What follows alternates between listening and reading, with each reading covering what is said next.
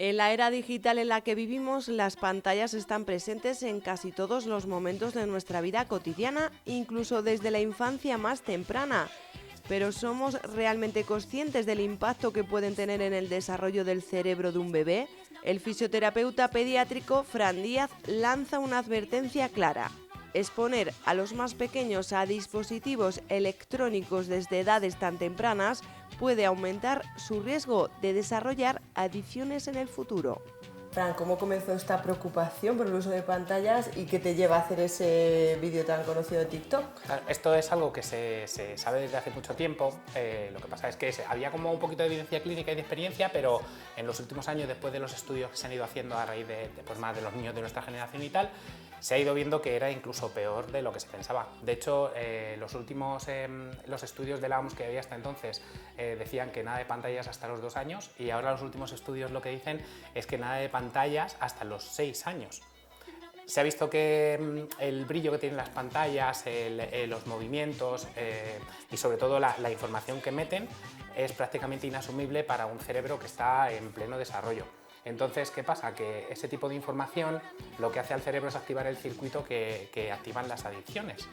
Pues es una falta de gestión que produce unos disparos hormonales muy altos, y al acostumbrarse el cerebro a vivir en ese estado, pues lo que hace es, pues como las adicciones, te lo pide cada vez más y más y más, hasta que hay una y otra vez efectos rebote, lo que se conoce como el mono.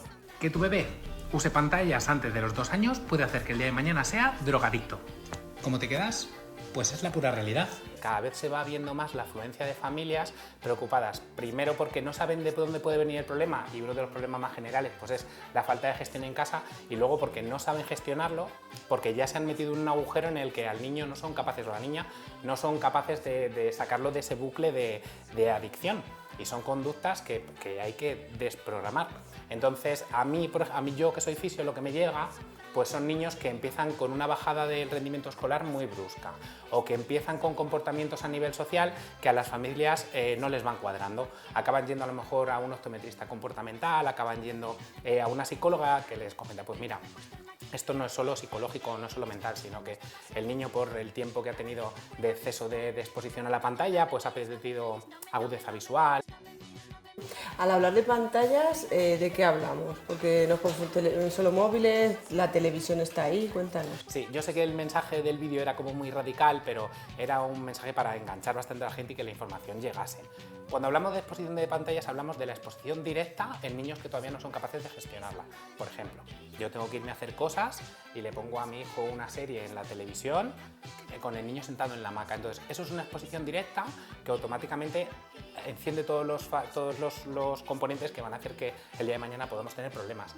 Nosotros vivimos rodeados de pantallas, solo habría que intentar saber gestionarlas un poco de otra manera. Pues, por ejemplo, no pasa nada si tenemos que hacer un pequeño viaje de 10, 15, 20 minutos y le ponemos el móvil un poco al niño para que el niño no brote en el coche.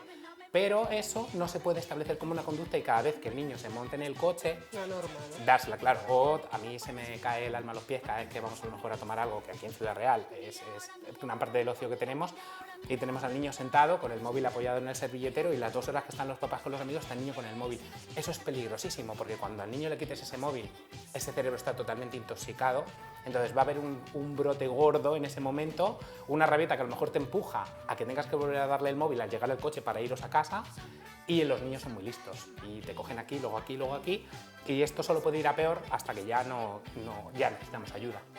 Aunque hablamos de bebés de 0 a 2 años, hablamos de exceso de dopamina, ¿no? Sí. Y esto, cuéntanos un poco, que puede tener consecuencias un poco graves. Claro, claro. Las hormonas, nosotros somos un conjunto de hormonas, y durante todo nuestro día las hormonas son las que nos despiertan, las que nos duermen, las que nos excitan, las que nos irritan.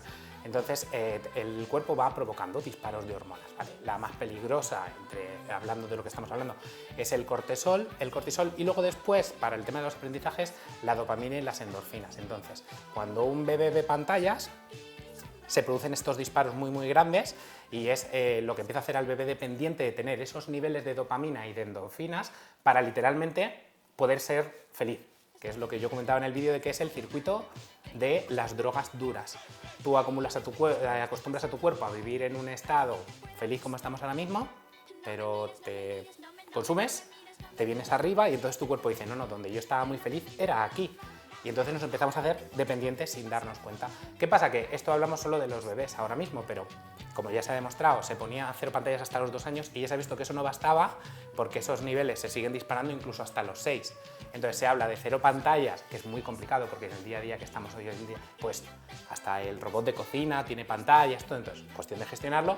Y se habla ahora de dar el primer móvil sin acceso a nada que no sea llamadas o WhatsApp controlado a los 12 años. Y ahora se regalan como caramelos con apertura absoluta a internet, incluso en las comuniones. Entonces imagínate. Bueno, Fran, es muy difícil dar consejos, pero ¿cómo llegar a no entrar en esta espiral? Y si ya estamos un poquito dentro, ¿qué podemos hacer?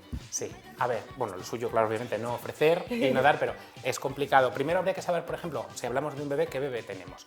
Hay bebés que son más propensos a mirar pantallas y quedarse abducidos, entonces si tenemos esa clase de bebé, sabemos que en casa hay que hacer una reducción de pantallas. Si tenemos el típico bebé que está jugando, tú tienes la tele puesta y no le llama en exceso de atención, la mira, se gira, vuelve a jugar, pues nos dará un poquito más de margen. ¿Vale? Si tienes el típico bebé que haces así con el reloj y enseguida se tira, pues ya sabemos. Quítate el reloj. Claro, ya sabemos ahí lo que hay. Entonces, una vez que ya se ha creado el problema, como todas las conductas, aquí ya tendrían que hablar un poco más las compañeras, las psicólogas y los psicólogos, hay que desprogramar esa conducta. Lo bueno que tiene un cerebro antes de los 8 años es que es bastante maleable, después de los 8 años un poquito menos y ya después de la adolescencia tenemos otros problemitas. Y se desprograma normalmente por tiempo. Vamos reduciendo el uso hasta que, por ejemplo, lo dejamos solo para los fines de semana y una vez que hemos llegado a los fines de semana, un truco muy guay es los fines de semana posteriores en el que estamos haciendo este trabajo, pues organizar actividades donde no haya cabida para el móvil. Irnos pues el sábado al parque de atracciones y el domingo al parque y al día siguiente pues el sábado al fútbol y el domingo a otro sitio. ¿Vale? Y luego consejos, pues va a sonar como muy de abuelo cebolleta, pero la clave es volver a los juegos que hacíamos antes.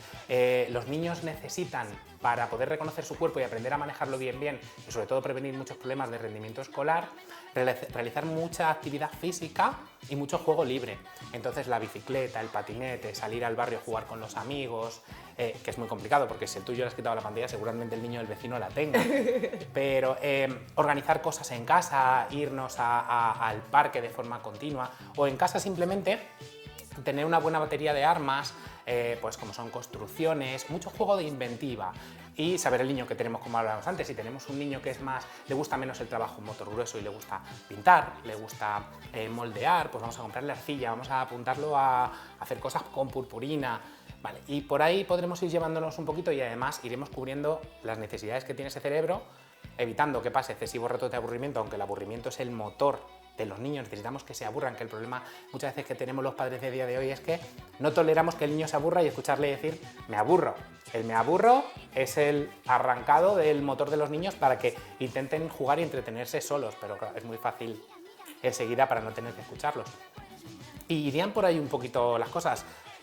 Dejar de tener nosotros una vida un poquito más cómoda para poder hacer que los niños vayan adquiriendo armas por sí mismos.